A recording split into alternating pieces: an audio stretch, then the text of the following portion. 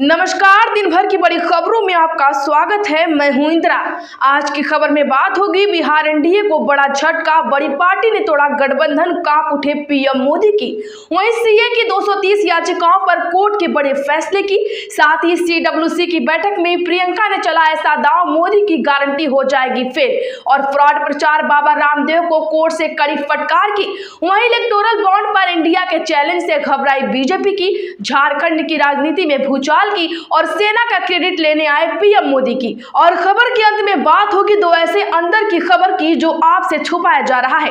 इसी के साथ आज दिन भर की सभी प्रमुख खबरों को विस्तार से जानेंगे। उससे पहले एक नजर सुर्खियों पर।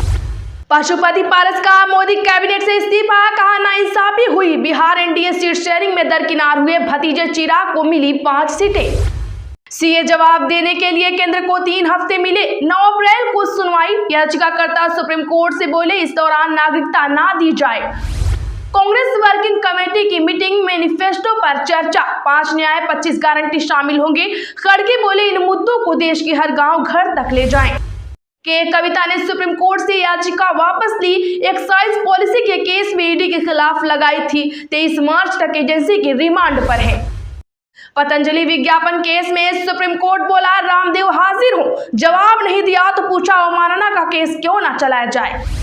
पीएम के खिलाफ आचार संहिता उल्लंघन की एक और शिकायत। टीएमसी का आरोप, मोदी की ओर से भेजे गए मैसेज में भाजपा का प्रचार हुआ। इलेक्टोरल बॉन्ड से किससे मिला कितना दान, यह बताने को कांग्रेस समेत कई दल तैयार, रोने लगी भाजपा। गृह मंत्री अमित शाह से मिले राज ठाकरे, एनडीए में शामिल हो सकते हैं एमएनएस। मुंबई दक्षिण लोकसभा सीट मिलने की संभावना। शरीयत कानून बहुविवाद की वैधता पर फैसला करेगा supreme court. Allahabad high court में लंबित याचिका भी ट्रांसफर। शरद के फोटो नाम के इस्तेमाल पर एससी में आज हुई सुनवाई। अजित गुट जवाब देगा। कोर्ट ने कहा था अब आप अलग पार्टी हैं, अपनी पहचान भी बनाएं। पहले कराएं खतना जांच, फिर दे सीए के तहत नागरिकता। पूर्व गवर्नर के बयान पर मचा बवाल। दिवंगत साथी को याद करके इमोशनल हुए पीएम मोदी। तमिलनाडु में कहा इंडी गठबंधन वाले हिंदू धर्म का अपमान करते हैं। कृष्ण जन्मभूमि विवाद में 15 मुकदमे एक साथ सुने जाएंगे। सुप्रीम कोर्ट ने मुस्लिम पक्ष की याचिका की खारिज, कहा यह विषय हाई कोर्ट में ही रखें। छा गए गुरु। आईपीएल 2024 के जरिए कमेंट्री की दुनिया में कमबैक करेंगे नवजोत सिंह सिद्धू, हो गया बड़ा ऐलान। हेमंत सोरेन की भाभी सीता बीजेपी में हुई शामिल, कहा झारखंड को झुकाना नहीं, बचाना है, सभी 14 सीटों से कमल खिलेगा।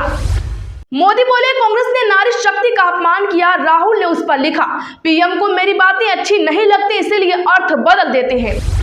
असम में 1.5 करोड़ लोग सीए के तहत करेंगे आवेदन। हेमंत शर्मा ने इन आंकड़ों पर जानिए क्या कहा। सुप्रीम कोर्ट की निगरानी में कराएं लोकसभा चुनाव, टीएमसी नेता की मांग, भाजपा ने किया पलटवार। कोटा में नीट की तैयारी कर रही छात्रा का अपहरण, हाथ पैर और मुंह बंधा फोटो पिता को भेजी, 30 लाख रुपए की मांगी फिरौती। लोकसभा चुनाव 2024 में मुलायम सिंह यादव की पोती अदिति की राजनीति में एंट्री की तैयारी, मां डिंपल से सीख रही गुड़। मोदी बोले हिंद महासागर में समुद्री लुटेरे से लड़ते रहे। नेवी ने 40 घंटे में बचाया हाईजैक हुआ जहाज, लेने आगे क्रेडिट मोदी। आज पटना आकर लालू यादव से मिलेंगे पशुपति पारस। केंद्रीय मंत्री का पद छोड़ा मगर भाजपा को उम्मीद। संजय मुखर्जी होंगे पश्चिम बंगाल के नए डीजीपी। चुनाव आयोग ने एक दिन पहले राजीव कुमार को हटाया था, विवेक सहाय को कार्यभार दिया। अमेरिकी सांसद बोले सीए को रमजान में लागू किया, कहा इससे मामला बिगड़ेगा, हमें भारतीय मुस्लिमों पर इसके असर की चिंता। चलिए अब बड़ी और प्रमुख खबरों को विस्तार से जानेंगे। उससे पहले वीडियो को लाइक नहीं किया है तो प्लीज एक लाइक जरूर कर दी और खबर को अभी शेयर करें।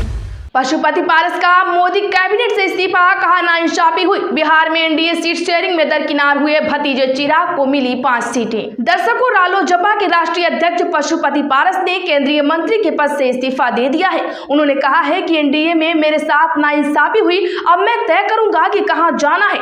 वहीं आज दिल्ली में प्रेस कॉन्फ्रेंस में उन्होंने यह ऐलान कर दिया। राष्ट्रीय लोक जनशक्ति पार्टी के अध्यक्ष पशुपति कुमार पारस ने कहा कि 5 से 6 दिन पहले मैंने प्रेस कॉन्फ्रेंस में कहा था कि मैं तब तक इंतजार करूंगा जब तक एनडीए सीटों की घोषणा नहीं करती। मैंने बहुत ईमानदारी से एनडीए की सेवा की।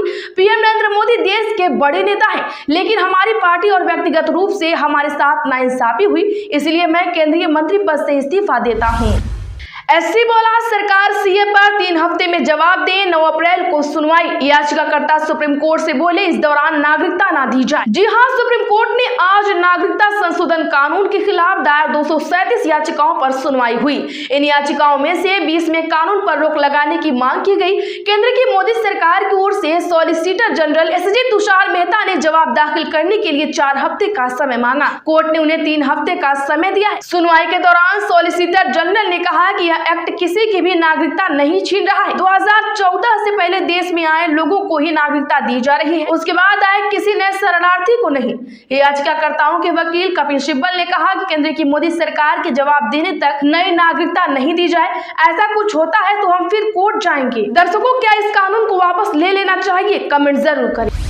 कांग्रेस वर्किंग कमेटी की मीटिंग, मैनिफेस्टो पर चर्चा। 5 न्याय 25 गारंटी होंगे शामिल। खड़गे बोले इन मुद्दों को देश के हर गांव और घर तक ले जाएं। दरअसल दिल्ली में कांग्रेस हेडक्वार्टर में वर्किंग कमेटी की मीटिंग हुई है। कांग्रेस की मीटिंग में लोकसभा चुनाव 2024 के लिए चुनावी घोषणा पत्र यानी कि मैनिफेस्टो पर 3 घंटे से ज्यादा चर्चा हुई। आपको बता दें कि मैनिफेस्टो कमेटी ने पहले ही ड्राफ्ट CWC को मंजूरी के लिए भेज दिया था। मीटिंग के दौरान अध्यक्ष खड़गे ने मौजूदा नेताओं से कहा कि वे कार्यकर्ताओं से मैनिफेस्टो में शामिल हर मुद्दे को देश के हर गांव और घर तक पहुंचाएं। रिपोर्ट्स के मुताबिक मैनिफेस्टो में 5 न्याय, युवा, नारी, किसान, श्रमिक और हिस्सेदारी न्याय शामिल किए गए हैं। हर न्याय के तहत कांग्रेस कुल 25 गारंटी भी दे रही है। बताया जा रहा है कि इसमें प्रियंका गांधी का सबसे ज्यादा दिमाग है।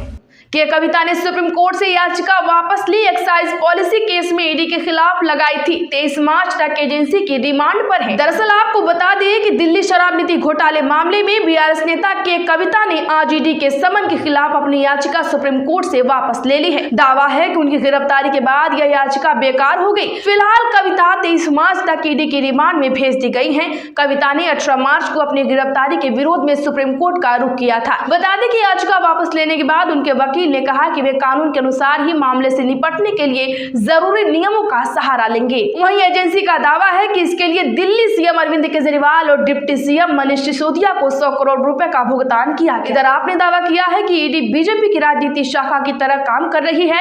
सीएम अरविंद केजरीवाल पर लगे आरोप सरासर गलत है। वैसे आपको क्या लगता है? कमेंट जरूर करें। पतंजलि विज्ञापन केस में सुप्रीम कोर्ट बोला रामदेव हाजिर हो, जवाब नहीं दिया तो पूछा अवमानना का केस क्यों नहीं चलाया जाए। दर्शकों, सुप्रीम कोर्ट ने पतंजलि आयुर्वेद के गुमराह करने वाले दवा विज्ञापन मामले में स्वामी रामदेव और पतंजलि के एमडी यानी कि आचार्य बालकृष्णन को कोर्ट में पेश होने को कहा है। कंपनी और आचार्य बालकृष्णन ने नोटिस का जवाब दाखिल नहीं किया, जिसकी वजह से यह आदेश जारी किया गया है। अब उन्हें अगली तारीख पर कोर्ट में पेश होना होगा। कोर्ट ने नोटिस जारी कर यह भी पूछा है कि उनके खिलाफ अवमानना की कार्यवाही क्यों न शुरू की जाए। पीएम के खिलाफ आचार संहिता उल्लंघन की एक और शिकायत। टीएमसी का आरोप, मोदी की ओर से भेजे गए मैसेज में भाजपा का प्रचार हुआ। जी हां, टीएमसी की ओर से चुनाव आयोग में 24 घंटे में पीएम मोदी के खिलाफ आचार संहिता उल्लंघन की 2 शिकायतें दर्ज कराई गई हैं। बीते दिनों भी पीएम मोदी के खिलाफ एक और याचिका दायर की गई थी। आज फिर डेरेक ओब्राय ने टीएमसी की तरफ से चुनाव आयोग को कंप्लेंट लेटर लिखा है। इलेक्टोरल बॉन्ड से किसे किससे मिला कितना दान, यह बताने को कांग्रेस समेत कई दल तैयार। भाजपा की उड़ी नींद। जी हां, इलेक्टोरल बॉन्ड के तहत किस कारोबारी घराने या शख्स ने किस दल को कितनी रकम दान की है, इसका भी खुलासा करने का आदेश सुप्रीम कोर्ट ने दिया है। इस बीच भाजपा ने नियम का हवाला देते हुए कहा कि किसने किस दल को डोनेशन दी है, यह जानकारी देना ठीक नहीं होगा।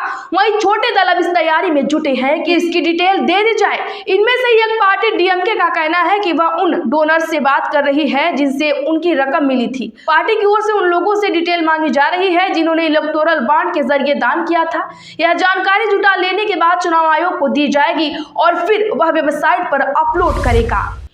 गृह मंत्री अमित शाह से मिले राज ठाकरे, एनडीए में शामिल हो सकते हैं एमएनएस। मुंबई दक्षिण लोकसभा सीट मिलने की संभावना। दरअसल उद्धव ठाकरे के भाई राज ठाकरे ने आज दिल्ली में गृह मंत्री अमित शाह से करीब आधे घंटे मुलाकात की। चर्चा है कि लोकसभा चुनाव से पहले उनकी पार्टी महाराष्ट्र नवनिर्माण सेना भाजपा के कुंभे यानी कि एनडीए में शामिल हो सकती है। राज ठाकरे को महाराष्ट्र में मुंबई दक्षिण लोकसभा सीट देने की भी चर्चा है। इससे पहले की बात करें तो दिल्ली में सुबह भाजपा महासचिव विनोद तावड़े खुद राज ठाकरे से मिलने होटल पहुंचे। शरीयत कानून बहुविवाह की वैधता पर फैसला करेगा supreme court, Allahabad high court में लंबित याचिका भी ट्रांसफर। दर्शकों, सुप्रीम कोर्ट ने शरीयत कानून 1937 की वैधता को चुनौती देने वाली एक और आईपीसी की धारा 494 यानी कि बहुविवाह के लिए सजा को शून्य करने की मांग से संबंधित इलाहाबाद हाई कोर्ट के समक्ष लंबित जनहित याचिका को अपने पास स्थानांतरित कर लिया है। पिछले साल मार्च में हाई कोर्ट की एक पीठ ने हिंदू पर्सनल लॉ बोर्ड की दायर जनहित याचिका पर सुनवाई करते हुए अटॉर्नी जनरल को नोटिस जारी किया था। हालांकि केंद्र की मोदी सरकार ने इस आधार पर याचिका स्थानांतरित करने की मांग की थी कि संविधान पीठ के मामले यानी कि अश्विनी कुमार उपाध्याय बनाम भारत संघ में समान मुद्दे विचाराधीन है। हेमंत सोरेन की भाभी सीता बीजेपी में हुई शामिल, कहा झारखंड को झुकाना नहीं बचाना है, सभी 14 सीटों में कमल खिलेगा। दरअसल झारखंड के पूर्व मुख्यमंत्री हेमंत सोरेन की भाभी और विधायक सीता सोरेन ने आज भाजपा का दामन थाम लिया। दिल्ली में बीजेपी मुख्यालय में विनोद तावड़े ने उन्हें पार्टी की सदस्यता दिलाई। मौके पर सीता सोरेन ने कहा कि झारखंड के महान सोरेन परिवार को छोड़कर मोदी जी के विशाल परिवार में शामिल हो रही हूँ। मोदी बोले, कांग्रेस ने नारी शक्ति का अपमान किया। राहुल ने लिखा, पीएम मोदी को मेरी बातें अच्छी नहीं लगती, इसीलिए अर्थ बदल देते हैं। दर्शकों, राहुल गांधी ने स्पष्टीकरण जारी करते हुए एक्स पर लिखा, मोदी जी को मेरी बातें अच्छी नहीं लगती, किसी न किसी तरह उन्हें घुमा कर वह उनका अर्थ हमेशा बदलने की कोशिश करते हैं, क्योंकि वह जानते हैं कि मैंने एक गहरी सच्चाई बोली है। जिस शक्ति का मैंने उल्लेख किया है, जिस शक्ति से हम लड़ रहे हैं, उस शक्ति का मुखौटा मोदी जी। वह एक ऐसी शक्ति है जिसने आज भारत की आवाज को, भारत की संस्थाओं को, सीबीआई, आईटी, ईडी को, चुनाव आयोग को, मीडिया को, भारत के उद्योग जगत को और भारत के समुचित संवैधानिक ढांचे को अपने चंगुल में दबोच लिया है। तो खबरों में आज के लिए बस इतना ही। जानकारी अच्छी लगी हो तो वीडियो को लाइक करिए। रोज की ताजा अपडेट के लिए एसपी लाइव को सब्सक्राइब करिए और ज्यादा से ज्यादा लोगों में शेयर करके घंटी का निशान जरूर